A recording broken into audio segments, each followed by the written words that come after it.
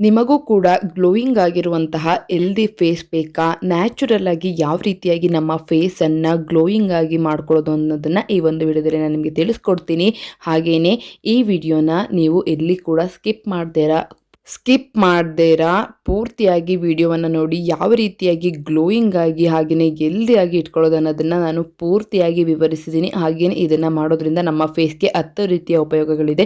So ಅದನ್ನು ಕೂಡ ನಾನು ವಿಡಿಯೋದಲ್ಲಿ ಹೇಳ್ತೀನಿ ಅಂತ ಹೇಳ್ತಾ ಇವಾಗ ನಾವು ವಿಡಿಯೋನ ಸ್ಟಾರ್ಟ್ ಮಾಡೋಣ ಬನ್ನಿ. ಅದಕ್ಕೂ ಮೊದಲು ಯಾರಾದರೂ ನನ್ನ ಒಂದು ಚಾನಲನ್ನು ಸಬ್ಸ್ಕ್ರೈಬ್ ಮಾಡ್ಕೊಂಡಿಲ್ಲ ಅಂತ ಅಂದರೆ ಈಗಲೇ ನನ್ನ ಒಂದು ಚಾನಲನ್ನು ಸಬ್ಸ್ಕ್ರೈಬ್ ಮಾಡಿಕೊಳ್ಳಿ. ಹಾಗೆಯೇ ಪಕ್ಕದಲ್ಲಿ ಕಾಣುವಂತಹ ಬೆಲ್ಲೈಕನ್ನ ಕ್ಲಿಕ್ ಮಾಡಿದ್ರೆ ನಾನು ಮಾಡುವಂತಹ ಪ್ರತಿಯೊಂದು ವಿಡಿಯೋಗಳ ನೋಟಿಫಿಕೇಶನ್ಸ್ಗಳು ನಿಮಗೆ ಬಂದು ತಲುಪುತ್ತೆ ಅಂತ ಹೇಳ್ತಾ ಇವತ್ತಿನ ಒಂದು ವಿಡಿಯೋವನ್ನು ಸ್ಟಾರ್ಟ್ ಮಾಡೋಣ ಬನ್ನಿ.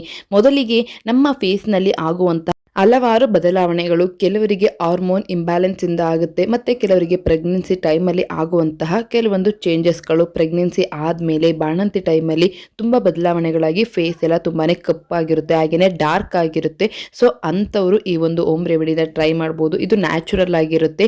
ಯಾವುದೇ ರೀತಿಯಾದಂತಹ ಕ್ರೀಮ್ಗಳಾಗಿರಬಹುದು, ಕಾಸ್ಮೆಟಿಕ್ಸ್ಗಳಾಗಿರ್ಬೋದು, ಆಯಿಲ್ಗಳಾಗಿರ್ಬೋದು ಯಾವುದನ್ನು ಸಹ ಯೂಸ್ ಮಾಡ್ದೇನೆ ಮನೆಯಲ್ಲೇ ಸಿಗುವಂತಹ ಐಟಮ್ಗಳಿಂದ ಯಾವ ರೀತಿಯಾಗಿ ನಮ್ಮ ಫೇಸ್ನಲ್ಲಿರುವಂತಹ ಡಾರ್ಕ್ ಸರ್ಕಲ್ ಆಗಿರ್ಬೋದು, ರಿಂಕಲ್ಸ್ ಆಗಿರ್ಬೋದು, ಹಾಗೆಯೇ ಪಿಗ್ಮೆಂಟೇಷನ್ ಆಗಿರ್ಬೋದು, ಮತ್ತು ಮುಖದಲ್ಲಿ ತುತ್ತ ಅಂದರೆ ಓಪನ್ ಪೋರ್ಸ್ಗಳಾಗಿರುತ್ತೆ. ಸೊ ಅದನ್ನು ಕೂಡ ಯಾವ ರೀತಿಯಾಗಿ ಕಡಿಮೆ ಮಾಡ್ಕೊಳ್ಳೋದು, ಹಾಗೆಯೇ ಹೆಲ್ದಿಯಾಗಿ ಮತ್ತು ನಮ್ಮ ಫೇಸನ್ನು ಗ್ಲೋಯಿಂಗ್ ಆಗಿ ಯಾವ ರೀತಿ ಇಟ್ಕೊಳ್ಳೋದು ಅನ್ನೋದನ್ನು ಈ ಒಂದು ವಿಡಿಯೋದಲ್ಲಿ ಹೇಳ್ಕೊಡ್ತೀನಿ. ಹಾಗೆಯೇ ಇದು ಒಂದನ್ನು ಯೂಸ್ ಮಾಡೋದ್ರಿಂದ ನಮಗೆ 10 ಬೆನಿಫಿಟ್ಸ್ ಇದೆ ಅಂತಲೇ ಹೇಳ್ಬೋದು. ಅದನ್ನು ಯಾವ್ಯಾವುದು ಅಂತ ನಾನು ಹೇಳ್ತೀನಿ. ಅದಕ್ಕೂ ಮುಂಚೆ ಈ ಒಂದು ಪೇಸ್ಟನ್ನು ಯಾವ ರೀತಿ ಮಾಡ್ಕೊಳ್ಳೋದು ಅಂತ ನೋಡ್ಕೊಂಡು ಬರೋಣ ಬನ್ನಿ. ಮೊದಲಿಗೆ 1 ಚಮಚ ಆಗುವಷ್ಟು ಕಾಫಿ ಪೌಡರ್, ಹಾಗೆಯೇ 1 ಚಮಚ ಆಗುವಷ್ಟು ಕಡಲೆ ಹಿಟ್ಟು ಅಂದರೆ ಗ್ರಾಮ್ ಫ್ಲೋರ್, ಹಾಗೆಯೇ 1 ಚಿಟಿಕೆ ಅರಿಶಿನ, 1 ಚಮಚ ಆಗುವಷ್ಟು ಅಕ್ಕಿ ಹಿಟ್ಟನ್ನು ತಗೊಂಡು ಅದಕ್ಕೆ 4 ರಿಂದ 5 ಸ್ಪೂನ್ ಆಗುವಷ್ಟು ಮೊಸರನ್ನ ತಗೊಂಡು ನೀಟಾಗಿ ಮಿಕ್ಸ್ ಮಾಡ್ಕೊಳ್ಬೇಕಾಗತ್ತೆ. ಮೊಸರು ಬದಲಿಗೆ ಬೇಕಾದರೆ ನಿಂಬೆಹಣ್ಣನ್ನು ಕೂಡ ಯೂಸ್ ಮಾಡ್ಕೊಳ್ಬಹುದು. ಈ ರೀತಿ ಕನ್ಸಿಸ್ಟೆನ್ಸಿ ಬರೋವರೆಗೂ ಮೊಸರು ಹಾಕ್ಕೊಂಡು ನೀಟಾಗಿ ಮಿಕ್ಸ್ ಮಾಡ್ಕೊಳ್ಬಹುದು. ಹಾಗೆ ಹಾಲಿನ ಕೆನೆ ಇದ್ರೂ ಯೂಸ್ ಮಾಡ್ಕೊಳ್ಬಹುದು. ಇದಕ್ಕೆ ಈ ರೀತಿಯಾಗಿ ನೀಟಾಗಿ ಮಿಕ್ಸ್ ಮಾಡ್ಕೊಂಡು ಆದಮೇಲೆ ನೀಟಾಗಿ ಇದನ್ನು ಫೇಸ್ಗೆ ಹಚ್ಚುತ್ತಾ ಬರಬೇಕು. ನಾನು ಆಗಲೇ ಹೇಳ್ದಂಗೆ ಇದು ನ್ಯಾಚುರಲ್ ಆಗಿ ಸಿಗುವಂಥದ್ದು, ಅಂದರೆ ಮನೆಯಲ್ಲೇ ಮಾಡ್ಕೊಳ್ಳೋ ಅಂಥದ್ದು. ನೀಟಾಗಿ ಫೇಸ್ಗೆ ಹಾಗೆಯೇ ಕೆನ್ನೆ ಮೇಲೆ ಅಂದರೆ ಓಪನ್ ಪೋರ್ಸ್ ಎಲ್ಲೆಲ್ಲಿರುತ್ತೆ, ಹಾಗೆಯೇ ತುಂಬ ಜನಕ್ಕೆ ಕಣ್ಣಿನ ಹತ್ರ ಡಾರ್ಕ್ ಸರ್ಕಲ್ಸ್ ಇರುತ್ತೆ. ಸೊ ಅಲ್ಲಿಗೂ ಕೂಡ ನೀಟಾಗಿ ಅಪ್ಲೈ ಮಾಡ್ಕೊಳ್ಬಹುದು. ಇದನ್ನು ಒಂದು 10 ರಿಂದ 15 ನಿಮಿಷ ನಿಧಾನವಾಗಿ ಮಸಾಜ್ ಮಾಡ್ತಾ ಬರಬೇಕಾಗುತ್ತೆ. ಈ ರೀತಿಯಾಗಿ ಮಾಡೋದ್ರಿಂದ ನಮ್ಮ ಫೇಸಲ್ಲಿರುವಂತಹ ಡೆಡ್ ಸ್ಕಿನ್ ಏನಿರುತ್ತೆ ಅದು ಕೂಡ ರಿಮೂವ್ ಆಗುತ್ತೆ, ವ್ರಿಂಕಲ್ಸ್ ರಿಮೂವ್ ಆಗುತ್ತೆ ಅಂತ ಹೇಳ್ಬೋದು. ಹಾಗೆಯೇ ಮೂಗತ್ರ ತುಂಬಾ ಓಪನ್ ಪೋರ್ಸ್ ಇರುತ್ತೆ, ಹಾಗೆಯೇ ತುಂಬ ಬ್ಲ್ಯಾಕ್ ಹೆಡ್ಸ್ ಮತ್ತು ವೈಟ್ ಹೆಡ್ಸ್ ಇರುತ್ತೆ. ಅದನ್ನು ಕೂಡ ಇದು ಕಂಟ್ರೋಲ್ ಮಾಡುತ್ತೆ.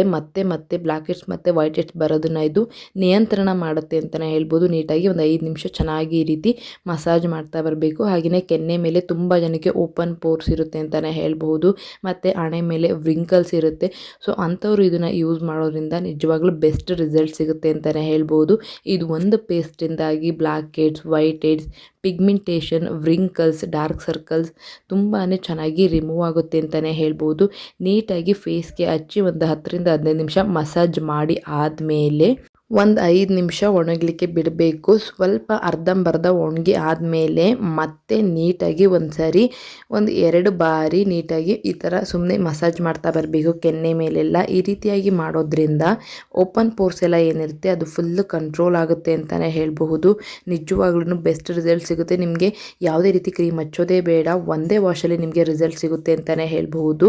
ನೀಟಾಗಿ ಹಚ್ಚಿಬಿಟ್ಟು ಒಂದು 20 ರಿಂದ 30 ನಿಮಿಷ ಇದನ್ನು ಚೆನ್ನಾಗಿ ಒಣಗ್ಲಿಕ್ಕೆ ಬಿಡಬೇಕು. 2 ಸರಿ ಮಸಾಜ್ ಮಾಡ್ಕೊಂಡ್ಮೇಲೆ ಒಂದು 20 ನಿಮಿಷ ಒಣಗ್ಲಿಕ್ಕೆ ಬಿಡಬೇಕು. ತುಂಬ ಜನ ನನ್ನನ್ನು ಕೇಳ್ತಾ ಇದ್ದಿದ್ದು ಇದನ್ನು ಯಾರು ಬೇಕಾದ್ರೂ ಯೂಸ್ ಮಾಡಬಹುದಾ ಅಂತ. ಹೌದು, ಇದನ್ನು ಯಾರು ಬೇಕಾದ್ರೂ ಯೂಸ್ ಮಾಡಬಹುದು. ಹಾಗೆಯೇ ಬಾಯ್ಸ್ ಮತ್ತು ಗರ್ಲ್ಸ್ ಇಬ್ಬರು ಯೂಸ್ ಮಾಡ್ಬೋದು. ಮತ್ತು ತುಂಬ ಜನ ಕೇಳ್ತಿದ್ದು ನಮ್ಮದು ಆಯಿಲ್ ಸ್ಕಿನ್ ಇದೆ, ಸೆನ್ಸಿಟಿವ್ ಸ್ಕಿನ್ ಇದೆ ಅಂತ ಹೇಳ್ತಾ ಇದ್ರಿ. ಅಂಥವರು ಸೆನ್ಸಿಟಿವ್ ಸ್ಕಿನ್ ಇರೋರು ವಾರದಲ್ಲಿ 1 ಬಾರಿ ಇಲ್ಲ ತಿಂಗಳಲ್ಲಿ ಒಂದು 3 ಬಾರಿ ಯೂಸ್ ಮಾಡಿದ್ರೆ ಸಾಕು.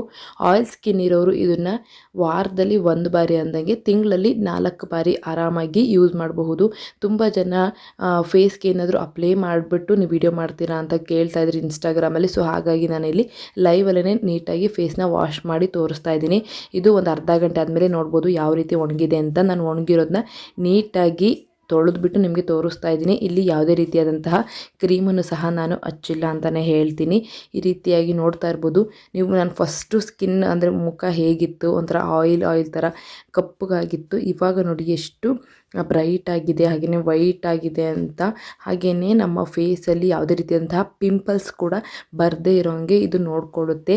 ಮೊಸರಲ್ಲಿರುವಂತಹ ಹುಳಿ ಅಂಶ ನಮ್ಮ ಮುಖದಲ್ಲಿ ಪಿಂಪಲ್ಸ್ ಬರೋದನ್ನ ಕಂಟ್ರೋಲ್ ಮಾಡುತ್ತೆ ಅಂತಲೇ ಹೇಳ್ಬೋದು. ಹಾಗೆಯೇ ಅಕ್ಕಿ ಹಿಟ್ಟು ಮತ್ತು ಕಡಲೆ ಹಿಟ್ಟು ನಮ್ಮ ಫೇಸನ್ನು ಹಿಡಿದಿಟ್ಕೊಳ್ಳುತ್ತೆ, ಅಂದರೆ ಓಪನ್ ಪೋರ್ಸ್ ಆಗೋದನ್ನು ಕಂಟ್ರೋಲ್ ಮಾಡುತ್ತೆ ಕಡಲೆ ಹಿಟ್ಟು ಮತ್ತು ಅಕ್ಕಿ ಹಿಟ್ಟು ಅಂತಲೇ ಹೇಳ್ಬೋದು. ಹಾಗೆಯೇ ಕಾಫಿ ಪೌಡರ್ ಏನು ಮಾಡುತ್ತೆ ಅಂತಂದರೆ ನಮ್ಮ ಫೇಸನ್ನು ಬ್ರೈಟಾಗಿ ಕಾಣೋದಕ್ಕೆ, ಗ್ಲೋಯಿಂಗಾಗಿ ಕಾಣೋದಕ್ಕೆ, ಹಾಗೆಯೇ ವೈಟಾಗಿ ಕಾಣೋದಕ್ಕೆ ಇದು ಹೆಲ್ಪ್ ಮಾಡುತ್ತೆ ಅಂತಲೇ ಹೇಳ್ಬೋದು.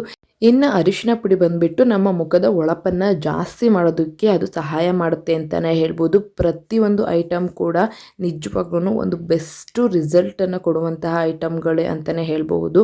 ಇನ್ನು ಕೆಲವರು ನಮ್ಮದು ಸ್ಕಿನ್ನು ತುಂಬ ರಫ್ ಇದೆ ಅನ್ನೋರು ಅಥವಾ ಸೆನ್ಸಿಟಿವ್ ಸ್ಕಿನ್ ಅಲ್ಲ ಅಂತ ಅನ್ನೋರು ಅದಕ್ಕೆ ಸ್ವಲ್ಪ ನಿಂಬೆ ಹುಳಿಯನ್ನು ಹಾಕ್ಕೊಂಡು ಕೂಡ ಫೇಸ್ಗೆ ಅಪ್ಲೈ ಮಾಡ್ಬೋದು. ಮತ್ತು ತುಂಬ ಜನಕ್ಕೆ ನಮಗೆ ತುಂಬ ಪಿಂಪಲ್ಸ್ ಇದೆ ಅನ್ನೋರು ನಿಂಬೆ ಇದಿರುತ್ತಲ್ಲ, ಅರ್ಧ ಹೋಳು ನಿಂಬೆಗೆ ಒಂದು ಸ್ವಲ್ಪ ಕಾಫಿ ಪೌಡರ್ ಮತ್ತು ಒಂದು ಸ್ವಲ್ಪ ಅರಿಶಿನ ಪುಡಿ ಹಾಕ್ಕೊಂಡು ನೀಟಾಗಿ ನಿಮಗೆ ಎಲ್ಲೆಲ್ಲಿ ಪಿಂಪಲ್ಸ್ ಇದೆ ಅಲ್ಲೆಲ್ಲ ಮಸಾಜ್ ಮಾಡಿಕೊಂಡ್ರೆ ಪಿಂಪಲ್ಸ್ ಕೂಡ ಕಡಿಮೆ ಆಗುತ್ತೆ. ಹಾಗೆಯೇ ಬ್ಲ್ಯಾಕ್ ಹೆಡ್ಸ್ ವೈಟ್ ಹೆಡ್ಸ್ ಇದೆ ಅನ್ನೋರು ಅವರು ಕೂಡ ಇದನ್ನು ಯೂಸ್ ಮಾಡಬಹುದು.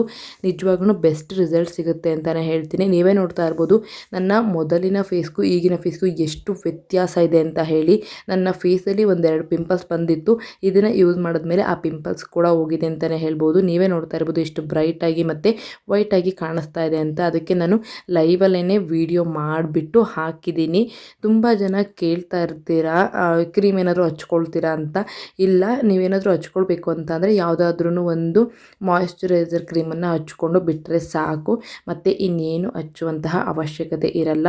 ನೀವೇ ನೋಡಿದ್ರಿ ಅಲ್ವಾ ಎಷ್ಟು ಈಸಿಯಾಗಿ ಮನೇಲೇನೆ ಯಾವ ರೀತಿಯಾಗಿ ಸ್ಕಿನ್ ಕೇರ್ ಮಾಡ್ಕೊಳ್ಬಹುದು ಅನ್ನೋದನ್ನು ಈ ಒಂದು ವಿಡಿಯೋದಲ್ಲಿ ನಾನು ನಿಮಗೆ ತಿಳಿಸ್ಕೊಟ್ಟಿದ್ದೀನಿ. ಇದರಿಂದ ಯಾವುದೇ ರೀತಿಯಾದಂತಹ ಸೈಡ್ ಎಫೆಕ್ಟ್ಸ್ಗಳು ಇರೋದಿಲ್ಲ. ನೀವೇ ನೋಡ್ತಾ ಇರ್ಬೋದು ಎಷ್ಟು ಬ್ರೈಟಾಗಿ ಕಾಣಿಸ್ತಿದೆ ನನ್ನ ಮುಖ ಅಂತ ಹೇಳಿ.